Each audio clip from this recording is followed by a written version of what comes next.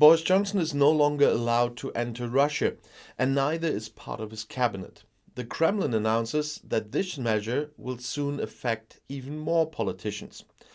Russia's foreign ministry said on Holy Saturday that it has barred entry into the country to British Prime Minister Boris Johnson, Foreign Secretary Liz Truss, Defence Secretary Ben Wallace, and 10 other British government officials and politicians.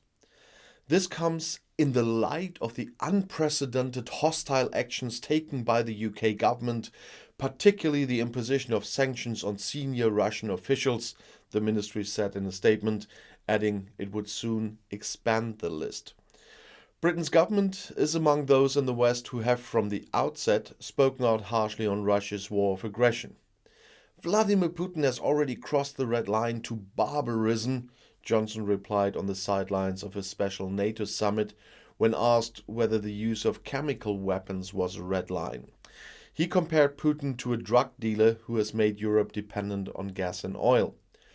Earlier than other heads of governments, Johnson spoke of Russia committing war crimes in Ukraine. Politically, Johnson implemented various sanctions and export bans against Russia in dealing with Russian oligarchs, many of whom have lived in London for years. He has also been accused of hesitation and just symbolic politics.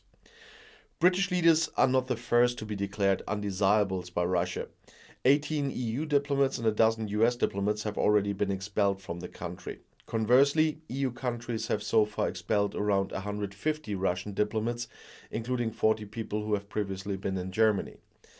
In the diplomatic service, such declarations are often part of crisis situations and wars. The fact that members of the government are classified as personae non gratae is a clear escalation step here.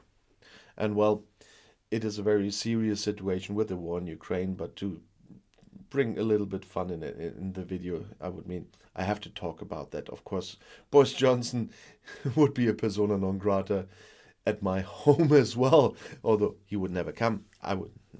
That's not the point. Except one thing. I would have him as a guest at a dinner party. You always need a clown at a dinner party. But let's come back to something serious.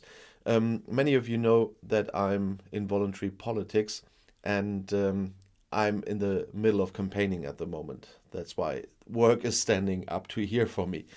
But I know that there are also not only the state elections here in my home state in May, but also there are local elections in England, and there will be elections in Northern Ireland. So I have a question to my viewers from England and Northern Ireland in this video. How is the campaigning working there at the moment? What does the campaigning look like?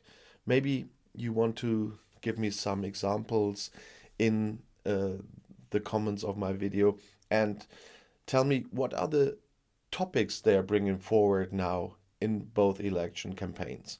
So, and I'm not just talking about the Tories, I mean all the parties down there in England and in Northern Ireland.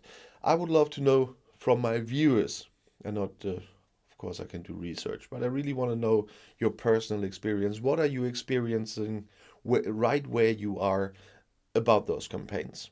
So I would be really glad if you would put something in the comments about those topics. And I go back campaigning now.